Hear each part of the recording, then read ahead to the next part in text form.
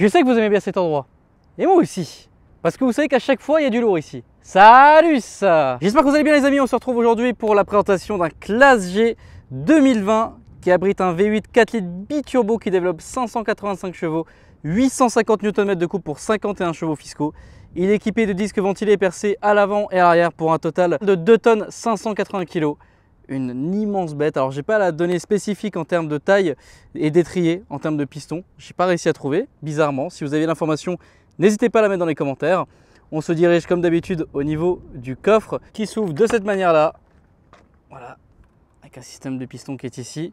454 litres s'offre à vous. Vous avez du cuir sur le back panel ici avec du tissu. Vous avez aussi une poignée là. Et quant au coffre en lui-même, vous avez un filet de rangement qui se situe sur la gauche, un haut-parleur ici, une prise 12 volts là. Vous avez une veilleuse qui n'est pas en LED. Là, un crochet ici. Vous avez la possibilité de fermer ou de rouvrir. Pareil, vous avez un crochet ici. Bon, vous voyez un peu l'espace au niveau du coffre. Rien en dessous du plancher, mis à part évidemment les roues. Et vous avez ici porte-cintre des deux côtés. Une veilleuse là aussi. Le tour en Alcantara qui se termine jusqu'ici. Haut-parleur là, ainsi qu'ici. Vous avez des parties antidérapantes de ce côté-là et là aussi. Vous avez l'écriture G63 ici. La roue de secours qui se situe à l'arrière. Le logo AMG de l'autre côté. Voilà un peu ce que ça donne en 3/4 arrière. On va continuer sur le réservoir qui se situe sur la droite. Donc c'est une essence et vous avez la trappe ici de cette manière-là. Si vous demandez ce que c'est, ça c'est réservoir de l'eau qui n'est pas présent bien évidemment sur cette voiture. Et les places arrière. Vous avez des marchepieds ici en alu avec deux bandes en caoutchouc, donc une fine et une plus épaisse ici, avec deux bandes au milieu, qui vous permet justement de pouvoir monter sans danger si vous êtes dans des endroits un peu boueux ou quoi que ce soit. Vous avez les sorties d'échappement qui sont ici ainsi que de l'autre côté, donc deux doubles sorties qui se situent sur les côtés. Et là, le panneau de port, donc carbone, alu, le Burmeister en termes de sonorité. Vous avez le siège chauffant à l'arrière, ici du cuir avec ses formes géométriques. En termes de finition, on est vraiment, c'est ultra qualitatif. Vous avez ici de quoi mettre une bouteille d'1 litre largement. Le seuil de porte qui est rétroéclairé AMG sur à fond en alu. Et puis au niveau de la voiture, ce dos bruit. Encore un porte-cintre ici, porte-manteau, poignée ici, liseuse en LED. Ici c'est la ventilation pour les sièges ventilés à l'avant ainsi que massants. On a un espace de rangement ici. La clim indépendante à l'arrière, c'est une Trizone, le pourreur qui fait extrêmement chaud, hein, voilà, c'est génial. Ici, une prise 12 volts, allume-cigare, ainsi qu'une prise USB en 2.0 ici. Un cendrier, comme vous allez pouvoir le voir à l'avant, donc ça s'ouvre et se ferme de cette manière-là chez Mercedes. Les sièges qui, quant à eux, ressemblent à ça, donc en cuir, avec pareil des motifs, avec cette partie qui est en cuir noir aussi. Vous avez l'accoudoir qui se situe ici avec deux porte-gobelets. Bon, la trappe à ski, hein, mais bon, le tour en Alcantara qui, comme vous pouvez le voir ici, une petite vague. Voilà, c'est assez marrant comme détail. Ici, le plancher est presque plat. On va passer directement à la GoPro. Alors, vous savez, ce qui est fou, c'est qu'il fait plus chaud à l'intérieur qu'à l'extérieur, alors que là, il fait 50 degrés. J'avais la clim et la voiture allumée il y a 3 minutes. C'est insane comme je transpire. En tout cas, avant de passer à la partie GoPro, je voulais remercier YB Luxury qui m'a prêté le véhicule. Leur numéro de téléphone est ici, donc n'hésitez pas à passer par WhatsApp. Pour de la location, vous bénéficiez de 10% sur l'ensemble de leur flotte qui inclut justement ce véhicule. N'hésitez pas à leur envoyer un petit message, en tout cas un grand merci à eux. Et on continue un peu sur l'extérieur. Donc la spécificité quand même, c'est que vous avez un pare-buffle justement. Alors, j'ai pas réussi à vraiment comprendre si c'était homologué ou pas en France ou en Europe de manière générale, mais j'en ai rarement vu avec ça. Donc voilà, un gros pare-buffle. Donc il va aussi sur les côtés. Donc là, génération vraiment différente, hein, c'est-à-dire que là on est sur la deuxième génération de Classe G. La première a eu 7 phases et là on est sur la première phase de la deuxième génération. Mais je vais vous en raconter un petit peu plus une fois à l'intérieur du véhicule. Donc les clignotants qui sont ici massifs et en LED. Les feux qui sont aussi passés en LED. Il est chaussé en 22 pouces avec ses très belles jantes. Moi je pense qu'il est temps de passer à la partie GoPro, hein. Vous avez le seuil de porte AMG rétroéclairé sur de l'alu et le panneau de porte qui est pareil qu'à l'arrière, donc avec du carbone, du cuir rouge. Enfin bref, 3 positions conducteurs avec des sièges électriques. Vous avez des sièges ventilés, chauffants. Enfin bref, on est plutôt bien. On va vite démarrer le véhicule parce qu'il fait extrêmement chaud. Et là attention, vous êtes prêts? Ah là là.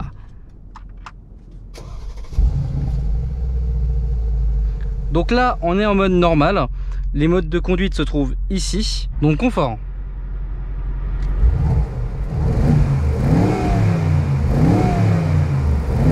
Donc là, 4000 tours minute, pas de revs émetteur. Et là, l'échappement est ouvert.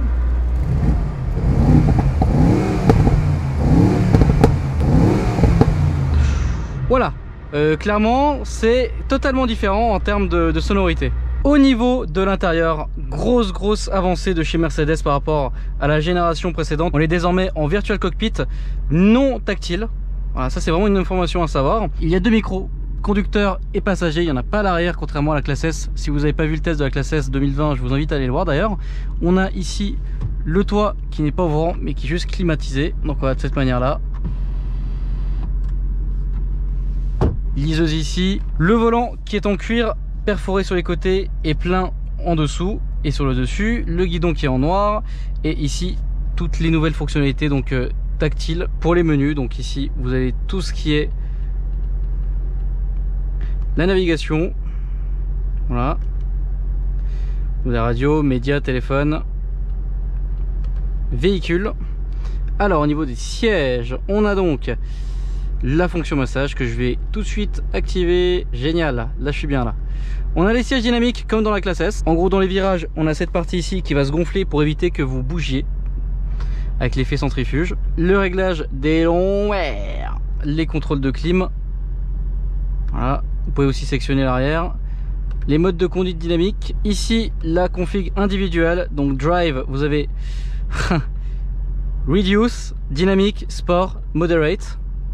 La transmission, auto ou boîte manuelle. Suspension, sport plus, sport, confort.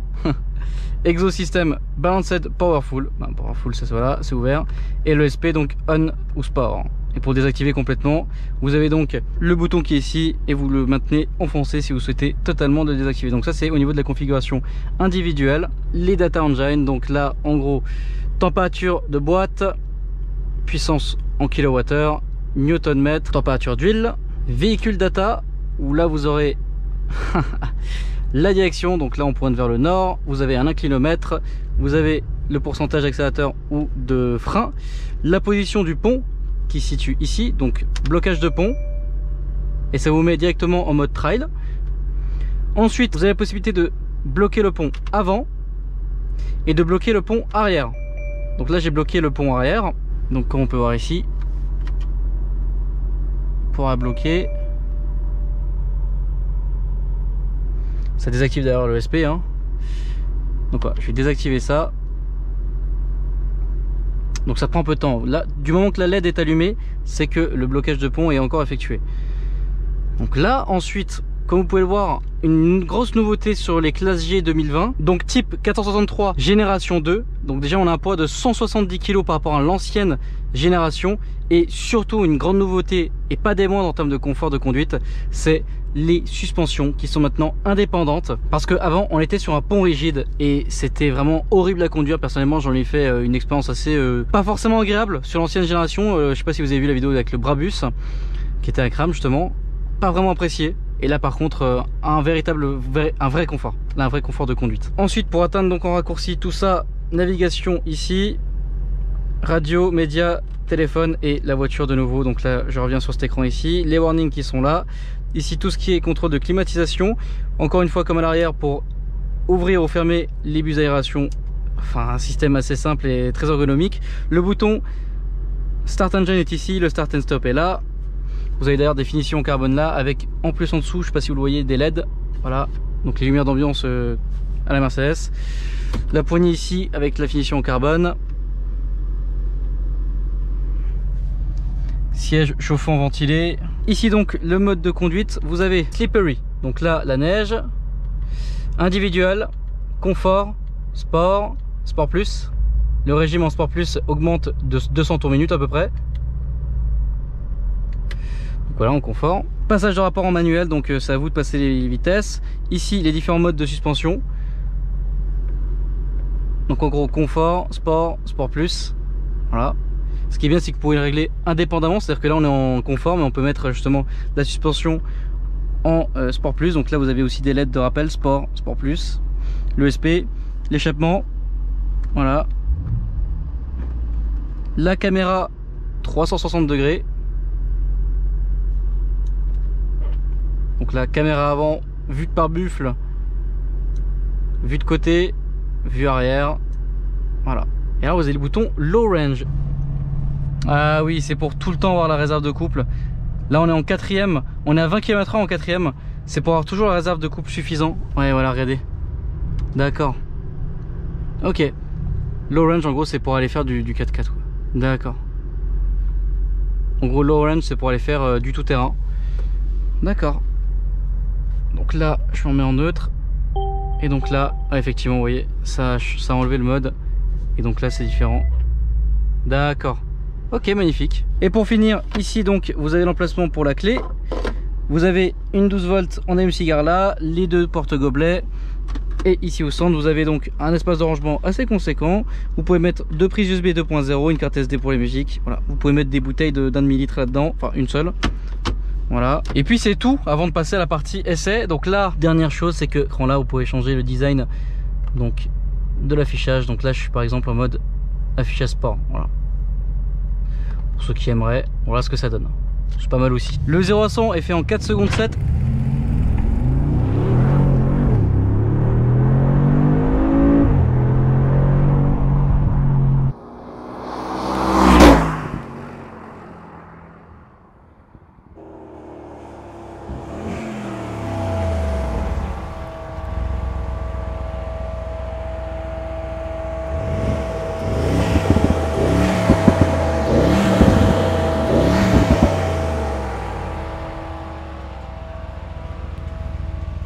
Alors, heureux? Putain de monstre.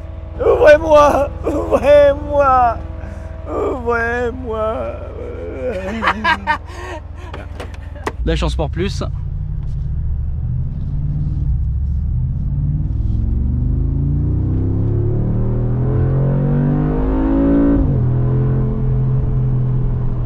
Oh là là.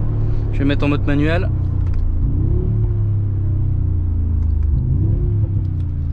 Oh là là, le son.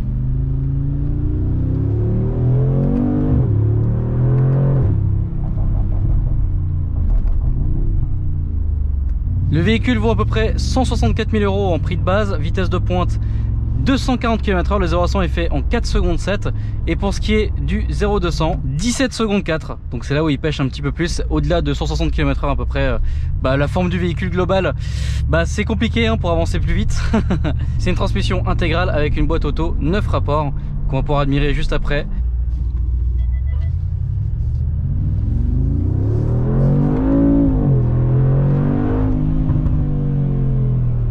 Alors comment il se comporte?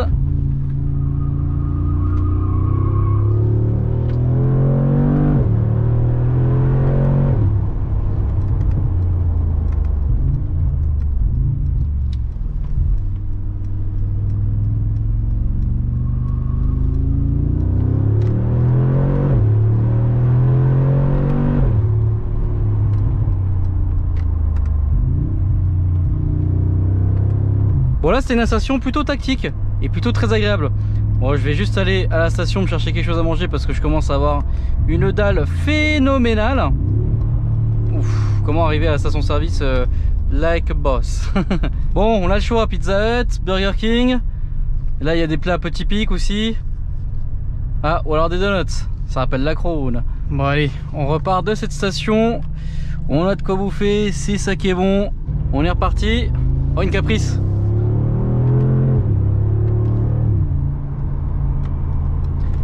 Ça c'est une sacrée bagnole ça.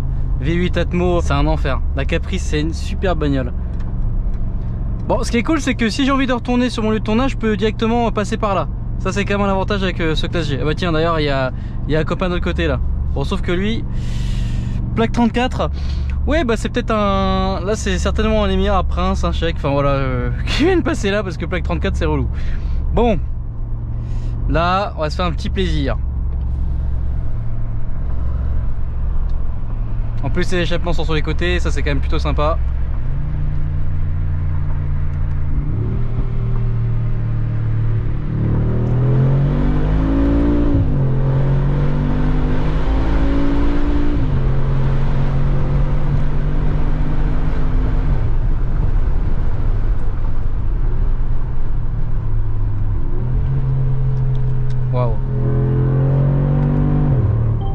Ça marche fort quand même hein. Franchement ça marche fort. Bon écoutez, on va se remettre hop en confort, tranquillement. Ensuite on va mettre le régulateur de vitesse qui va bien. Voilà. Régulateur de vitesse à 79 km/h. Voilà. Chill, posé. On va se reprendre le petit jus d'orange qui ici. Ça c'est les plaques corps diplomatiques d'ailleurs qu'on sur la gauche.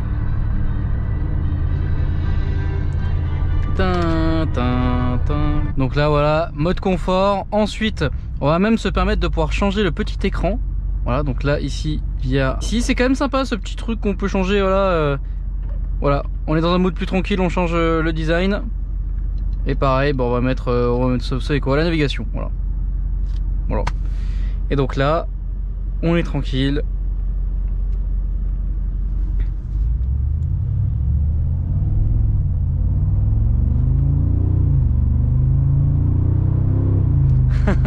Bon, on a quand même le son, hein. On a quand même le son du V8 qui nous rappelle quand même qu'on est dans un classe G, hein, qui marche hein, quand même, et qui fait quand même pas mal de son.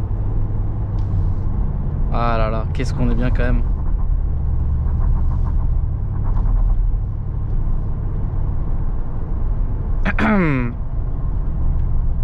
De quoi? J'ai pas compris. Moi j'abuse? Mais non, j'abuse pas.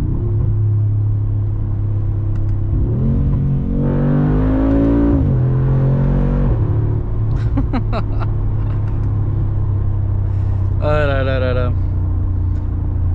C'est fou d'être aussi con quand même hein. Oula, oula, le scooter.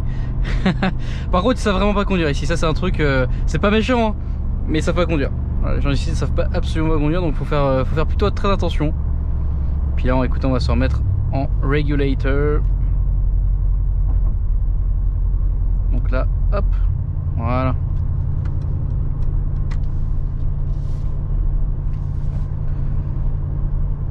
Bon, pas de conduite autonome, en tout cas pas sur cette version là. Et puis écoutez, moi je vais vous laisser là-dessus, sur cette magnifique vue d'une Flying Spur sur, sur une dépanneuse. Oui, mais vous savez, les dépanneuses servent aussi à aller d'un point A à un point B. Donc je pense que c'est certainement ça d'ailleurs. En tout cas les amis, il ne me reste plus qu'à vous souhaiter une bonne fin de journée à tous et à toutes. C'était Alpha Letter 6. Et à la prochaine pour de nouvelles aventures. Encore un grand merci à YB Luxury pour le prêt de ce véhicule. N'hésitez pas à liker la vidéo, à vous abonner et à commenter. Et moi je vous dis à la prochaine pour de nouvelles aventures. Salut!